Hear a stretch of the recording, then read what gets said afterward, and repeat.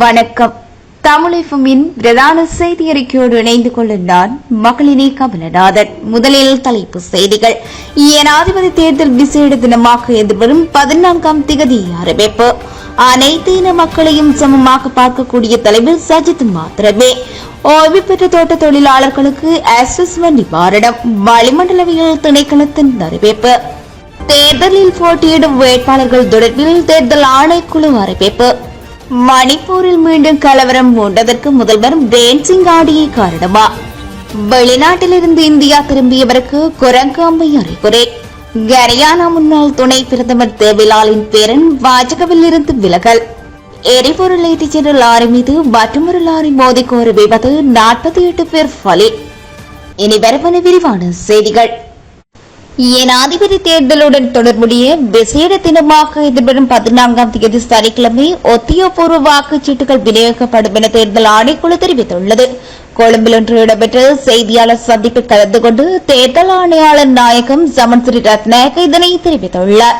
2024ஆம் ஆண்டு ஜனாதிபதி தேர்தல் தொடர்பான உத்தியோகபூர்வ வாக்குச்சீட்டு விநியோகம் கடந்த 3ஆம் தேதி ஆரம்பமாகி 8ஆம் தேதி விசேட தினமாக அறிவிக்கப்பட்டது. எனினும் வாக்குச்சீட்டு விநியோகம் வரும் 14ஆம் தேதி நடைபெறும் என்றும் தேர்தல் ஆணைக்குழு தெரிவித்துள்ளது. ஜனாதிபதி தேர்தலில் சஜித் பிரேமதாசவின் நுவரெலியா மாவட்டத்தில் 2 லட்சத்துக்கும் மேற்பட்ட வாக்கு வித்தியாசத்தில் வெற்றி பெற வைப்போம் என மலையக மக்கள் முன்னணியின் தலைவரும் நுவரெலியா மாவட்ட நாடாளுமன்ற உறுப்பினருமான ராதாகிருஷ்ணன் தெரிவித்துள்ளார். எதிர்க்கட்சித் தலைவர் சஜித் பிரேமதாசவை ஆதரித்த நுவரெலியா தலவாக்கலையில் நேற்று இடம்பெற்ற பிரச்சார கூட்டத்தில் கலந்து கொண்டு உரையாற்றிய போதே ராதாகிருஷ்ணன் மேற்கொண்டவாறு தெரிவித்துள்ளார். நமது நாட்டில் இதுவரை 8 ஜனாதிபதிகள் உருவாகியுள்ளனர். அவர்களுக்கிடையில் மாறுபட்ட கொள்கை இருந்துள்ளது. தான் சிங்கள பௌத்த வாக்குகளால் தான் ஆட்சிக்கு வந்ததாக ஒருவர் கூறினார். தமிழர்களையும் அரவணைத்துக் கொண்டே பயணிக்க வேண்டும் என்று மற்றொருவர் கூறினார். இப்படி மாறுபட்ட நிலைப்பாடுகள் காணப்பட்டன. ஆனால் அனைத்து இன மக்களையும் அரவணைத்துக் கொண்டு பயணிக்கக்கூடிய ஒரே தலைவர் சஜித் பிரேமதாஸ் தான். இதனை நாட்டு மக்களுக்கு நிச்சயம் உணர வேண்டும். சஜித்துடன் நாம் 5 ஆண்டுகள் இணைந்து பயணிக்கின்றோம். அவர் இனவாதமற்ற தலைவர் என்பதை எமக்கு அறிய முடிகின்றது. ஒரு சிலர் வடக்கு சென்றால் ஒரு விடயத்தையும் தெற்கில் மற்றொரு விடயத்தினையும் குறிப்பிடுகின்றனர். ஆனால் அனைத்து பகுதிகளிலும் செய்யக்கூடிய விடயங்களை சொல்லும் தலைவராக சஜித் காணப்படுகின்றார். அனைத்து இன மக்களையும் சமமாக பார்க்கக்கூடிய தலைவராகவும் அவர் உள்ளார். இதனால் அதன் அடிப்படையிலே நான் சஜித்தை ஆதரித்தேன். மக்களை அச்சுறுத்தி வாக்கு பெறும் முயற்சியில் அனுரகுமார் திசாநாயக்க ஈடுபடுகின்றார். சஜித்தை விடவும் அனுர முன்னிலையில் இருக்கின்றார் என ஜனாதிபதி ரணில் விக்ரமசிங்கே கூறுகின்றார். அனுரவை பற்றி பெற வைப்பதே ஜனாதிபதியின் நோக்கம் என்பதை நான் புரிந்து கொள்ள வேண்டும். ரணசிங்க பிரேமதாஸ் தான் எமது மக்களுக்கு பிரஜா உரிமை வழங்கினார். இவ்வாறு ராதாகிருஷ்ணன் தெரிவித்துள்ளார்.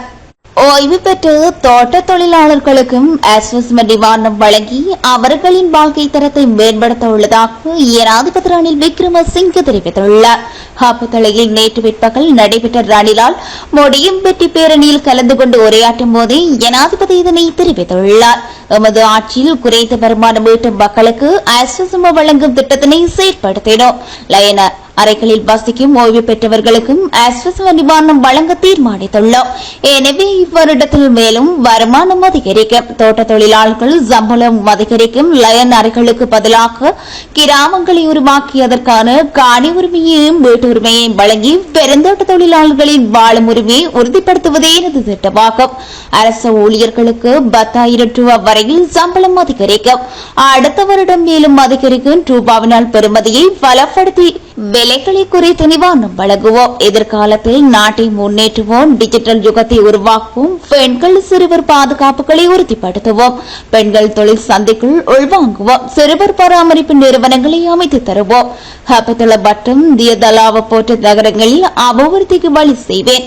எனவே சிலிண்டருக்கு வாக்களியுங்கள். இல்லாவிட்டால் சிலிண்டரும் இருக்காது, கிராமங்களும் இருக்காது. இவ்வாறு ஜனாதிபதி தெரிவித்துள்ளார். நாட்டின் தென்மேற்கு பகுதிகளில் தற்போது காணப்படும் மழையுடனான வானிலையில் இன்று முதல் அடுத்த சில நாட்களில் சற்று அதிகரிப்பு ஏற்படுத்தலாம் என வளிமண்டலவியல் திணைக்களம் அறிவித்துள்ளது. இதன்படி மேல் ஜப்ரகமுவ மற்றும் வடமேல் மாகாணங்களிலும் கண்டி நுவரெலியா காலி மற்றும் மாத்திரை மாவட்டங்களிலும் அவ்வப்போது மழை அல்லது இடியுடன் கூடிய மழை பெய்யக்கூடும் என வளிமண்டலவியல் திணைக்களம் அறிவித்துள்ளது. இந்நிலையில் பலத்த காற்று மற்றும் மின்னல் தாக்கங்களினால் ஏற்படக்கூடிய ஆபத்துக்களை குறைப்பதற்கு தேவையான முன்னெச்சரிக்கை நடவடிக்கைகளை எடுக்குமாறு வளிமண்டலவியல் திணைக்களம் மக்களை கேட்டுக் கொண்டுள்ளது. எதிர்வரும் ஜனாதிபதி தேர்தலில் போட்டியிடும் வேட்பாளர்களின் பிரச்சார நடவடிக்கைகளுக்காக 5 பேர் மாத்திரமே வீடுகளுக்கு செல்ல முடியும் என தேர்தல் ஆணைக்குழுவின் தலைவர் RMEL ரத்நாயக்க தெரிவித்துள்ளார். ஊடகவியலாளர் சந்திப்பில் கலந்து கொண்டு கருத்து தெரிவித்த போதே அவர் இதனை தெரிவித்துள்ளார். அத்துடன் வீடுகளுக்கு பேரணியாக சென்று துண்டு பிரசுரங்களை விநியோகிக்கும் சட்டம் இடமில்லை என்றும் 5 பேருக்கு மேற்படாத குழு மாத்திரமே வீடுகளுக்கு சென்று துண்டு பிரசுரங்களை விநியோகிக்க முடியும் எனவும் அவர் சுட்டிக்காட்டியுள்ளார். இதனிடையே வேட்பாளர்களின் பிரச்சார நடவடிக்கைகளுக்காக வாகனங்களில் ஸ்டிக்கர்கள் ஒட்டுகின்றமை தொடர்பிலும் அவர் தகவல் வெளியிடப்பட்டிருந்தமை குறிப்பிடத்தக்கது. ஜனாதிபதி தேர்தலை முன்னிட்டு பாடசாலை விடுமுறை வழங்குவது தொடர்பில் இன்னும் இறுதி தீர்மானம் எடுக்கப்படவில்லை என கல்வி அமைச்சு தெரிவித்துள்ளது. தேசிய தேர்தல் ஆணைக்குழுவின் கோரிக்கையை ஆராய்ந்து பாடசாலை விடுமுறை தொடர்பான திட்டமிடல்கள் முன்னெடுக்கப்படும் என அமைச்சர் கூறியுள்ளார். தரம் 5 புலமை பரிசில் பரீட்சை நிறைவடைந்த பின்னர் வாக்குெண்ண நிலையங்களை தயார்படுத்தும் நடவடிக்கைகள் ஆரம்பிக்கப்படும் என தேர்தல் ஆணைக்குழு அறிவித்திருந்தது.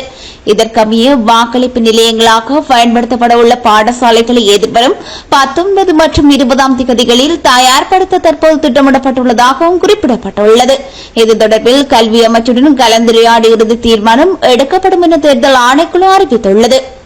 காரில் மோதுண்டு விபத்துக்குள்ளாகி நடுவீதியில் விழுந்த மோட்டார் சைக்கிள் சாரதியை பின்னால் வந்த ஜீப் வண்டியொன்று மற்றொரு விபத்தை ஏற்படுத்திவிட்டு தப்பிச் சென்றுள்ளதாக கொட்டாவ போலீசார் தெரிவித்துள்ளனர்.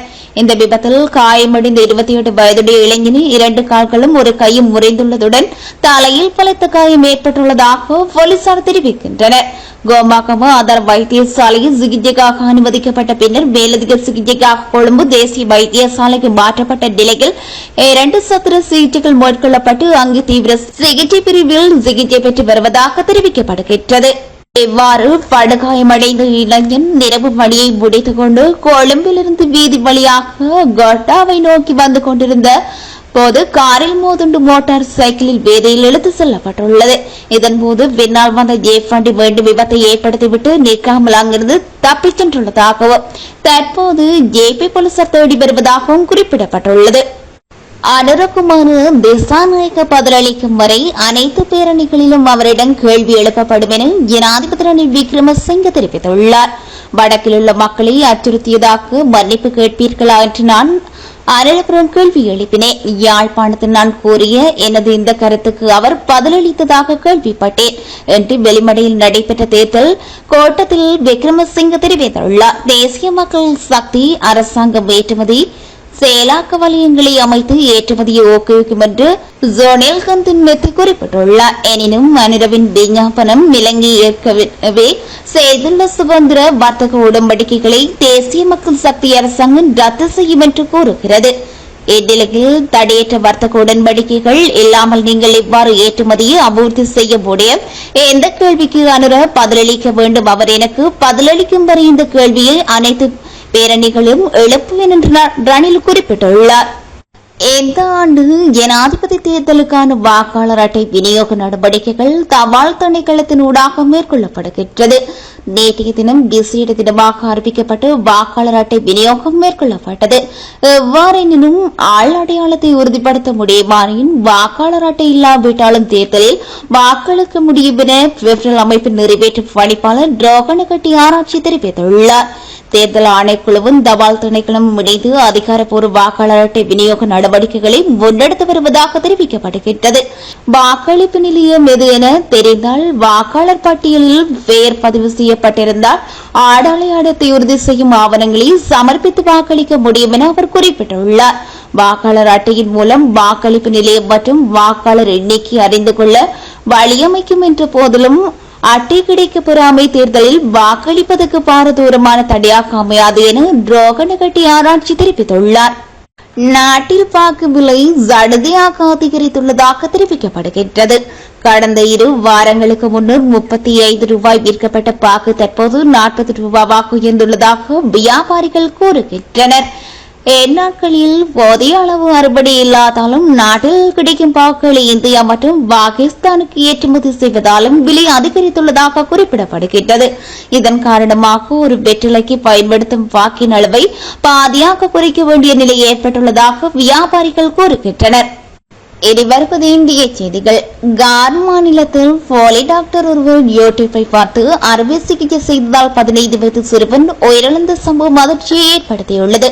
சரண் மாவட்டத்தை சேர்ந்தவர் கிருஷ்ணகுமார். இந்த சிறுவன் பலமுறை வாந்தி எடுத்தது அவரது பெற்றோர் சரண் நகரில் உள்ள கணபதி மருத்துவமனையில் சேர்த்துள்ளனர். அங்கு அவருக்கு மருத்துவர் அஜித் குமார் பூரி முதலுதவி சிகிச்சை அளித்து வந்துள்ளார். பின்னர் சிறுவனுக்கு பித்த பையில் கல் உள்ளது என்றும் அதனால்தான் அவருக்கு வாந்தி போன்ற உடல் உபாதைகள் அவ்வப்போது ஏற்படுகிறது. எனவே அவருக்கு அறுவை சிகிச்சை செய்ய வேண்டும் என கூறிய போது பெற்றோர் சம்மதமில்லாமலே யூடியூப்பை பார்த்து அறுவை சிகிச்சை மேற்கொண்டதாக கூறப்படுகின்றது. இதனை அடுத்து சிறிது நேரத்தில் அந்த சிறுவனுக்கு மூச்சு திணறல் ஏற்பட்டு உயிரிழந்துள்ளதாக கூறப்படுகின்றது. பெற்றோர் அளித்த புகாரின் அடிப்படையில் போலீசார் அந்த யூடியூப் போலி மருத்துவரை தீவிரமாக தேடி வருகின்றனர். நாட்டின் பல பகுதியில் பருவநிலை மாற்றம் காரணமாக தலைகீழ் மாற்றங்கள் ஏற்பட்டுள்ளதாக ஆய்வில் தெரிய வந்துள்ளது. பருவநிலை மாற்றம் குறித்து ஐபிஇ குளோபல் மற்றும் எஸ்டி இந்தியா அமைப்பு ஆய்வு நடத்தியது. அதில் கூறியிருப்பதாவது, நாடு முழுவதும் பருவநிலையில் மாற்றம் ஏற்பட்டுள்ளது. வெள்ள பாதிப்பு பகுதிகள் வறட்சி பகுதிகளாகவும் வறட்சி பகுதிகள் வெள்ள பாதிப்பு பகுதிகளாகவும் மாறி வருகின்றன. வெள்ள பாதிப்பு பகுதிகளாக இருந்து வறட்சி பகுதிகளாக மாறிய மாவட்டங்களின் எண்ணிக்கை வறட்சியிலிருந்து வெள்ள பகுதியாக மாறிய மாவட்டங்களின் எண்ணிக்கையை விட அதிகரித்துள்ளதாக தெரிவிக்கப்படுகிறது. அன்பு பணிவு மரியாதை போன்றவை இந்திய அரசியலில் இல்லை என்று ராகுல் காந்தி அமெரிக்காவில் பேசியுள்ளார். காங்கிரஸ் தலைவர் ராகுல் காந்தி பயணமாக அமெரிக்கா சென்றுள்ளார். அங்கு வாழும் புலம்பெயர்ந்த இந்திய மக்களிடையே பேசிய அவர், இந்தியாவை ஒரு எண்ணமாக மட்டும் நம்புகிறது. ஆனால் இந்தியா என்பது எண்ணங்களின் பன்முகத்தன்மை என்று நாங்கள் நம்புகின்றோம்.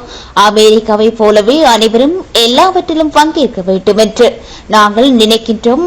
அனைவரும் கனவு காண்பதற்கு அனுமதிக்கப்பட வேண்டும். சாதி மத மொழி இன வரலாற்று பாகுபாடு இன்றி அனைவருக்குமான இடம் இங்கு கிடைக்க வேண்டும் என்று நாங்கள் விரும்புகின்றோம். இது ஒரு சண்டை. இந்திய பிரதமர் அரசியலமைப்பு சட்டத்தை தாக்கி பேசுகிறார் என இந்திய மக்கள் புரிந்து கொண்ட போது தேர்தலில் இந்த சண்டை வலுப்பெற்றது. எனினும் நான் உங்களுக்கு சொல்வது என்னவென்றால், மாநிலங்களில் ஒன்றியம் என்பது மொழி மதம் பண்பாடு சாதி ஆகியவற்றுக்கு பொறுப்பேற்பது இவை அனைத்தும் அரசியலமைப்பில் உள்ளது என்றார். இந்திய அரசியல் கட்சிகளிடையே அன்பு மரியாதை மற்றும் பணிவு என்பது இல்லை. ஒரு சமூகம், ஒரு சாதி, ஒரு மதம், ஒரு மாநிலம், ஒரு இடம் என பாகுபாடு காட்டாமல் அனைத்து மனிதரையும் நேசியுங்கள் என மேலும் தெரிவித்துள்ளார். இனி வருவது உலக செய்திகள். மேற்கு ஆப்பிரிக்காவில் உள்ள நாடு நைஜீரியா. அந்நாட்டு நைஜர் மாகாணம் அகேயி நகரில் உள்ள நெடுஞ்சாலையில் நேற்று எரிபொருள் ஏற்றுக்கொண்டு லாரி சென்று கொண்டிருந்தது. அப்போது சாலையில் எதிரே வேகமாக வந்த மற்றொரு லாரி எரிபொருள் ஏற்றி சென்ற லாரி மீது மோதி விபத்துக்குள்ளானது. இந்த கோர விபத்தில் 2 லாரிகள் வெடித்து சிதறின. இச்சம்பவத்தில் 48 பேர் உயிரிழந்துள்ளனர். மேலும் 50க்கும் மேற்பட்டோர் காயமடைந்துள்ளனர். இந்த விபத்து குறித்து தகவல் அறிந்த தீயணைப்பு மீட்பு குழுவினர் போலீசார் சம்பவ இடத்துக்கு படுகாயமடைந்தவர்களை மீட்டு அருகில் உள்ள மருத்துவமனையில் சிகிச்சைக்கு அனுமதித்தனர். மேலும் இந்த விபத்துக்கான காரணம் குறித்து விசாரணையை நடத்தி வருகின்றனர். சிரியா மீது இஸ்ரேல் நடத்திய ஏவுகணை தாக்குதலில் 4 பேர் வரை கொல்லப்பட்டுள்ளனர். மத்திய சிரியாவின் பல பகுதிகளை குறிவைத்து ஞாயிற்றுக்கிழமை பிற்பகுதியில் இஸ்ரேல் தொடர் ராக்கெட் தாக்குதல் நடத்தியுள்ளது. இதில் 4 பேர் வரை கொல்லப்பட்ட நிலையில் 11 பேர் வரை படுகாயமடைந்துள்ளனர். அத்துடன் நகரின் பல பகுதியில் தீக்கிரையாகியுள்ளதாக அரசு ஊடகங்கள் தகவல் தெரிவித்துள்ளன. மேற்கு கரைக்கும் யோர்டானுக்கும் இடையேயான எல்லைக்கடவையில் 3 இஸ்ரேலிய பாதுகாப்பு படையினர் கொல்லப்பட்டுள்ள சம்பவம் அதிர்ச்சியை ஏற்படுத்தியுள்ளது. யோர்டான் லோரி சாரதி இஸ்ரேலிய பாதுகாப்பு படையினர் மீது திடீரென துப்பாக்கியால் தாக்குதல் நடத்தியதாக தகவல் வெளியாகியுள்ளது. குறித்த சம்பவமானது சுமார் 11 மாதங்களாக நீடிக்கும் காசா போரானது அப்பகுதி முழுவதும் வன்முறையை தூண்டி வருவதை குறிப்பிடுவதாகவே தெரிய வருகிறது. இதேவேளை வடக்கு காசாவில் இஸ்ரேலிய வான்வெளி தாக்குதலில் ஒரு மூத்த உதவி அதிகாரி மற்றும் அவரது குடும்பத்தைச் சேர்ந்த 2 பெண்கள் மற்றும் 2 குழந்தைகள் கொல்லப்பட்டதாகவும் தகவல் வெளியாகியுள்ளது. மேற்கு கரையில் நடந்த துப்பாக்கிச் சூடு சம்பவமானது யோர்டான் ஆற்றின் குறுக்கே உள்ள அலன்பி பாலத்தில் ஞாயிற்றுக்கிழமை நடந்துள்ளது. இஸ்ரேல் தரப்பில் நடந்த சம்பவம் குறித்து மேலும் தெரிய வருகையில் யோர்டானிலிருந்து லொரியில் வந்த தீவிரவாதி ஒருவர் நடத்திய துப்பாக்கிச் சூட்டில் 3 இஸ்ரேலிய பாதுகாப்பு படையினர் கொல்லப்பட்டுள்ளதாக குறிப்பிடப்பட்டுள்ளது. இத்துடன் இனிதே தமிழ் பிரதான செய்தி அறிக்கை நிறைவு பெறுகின்றது.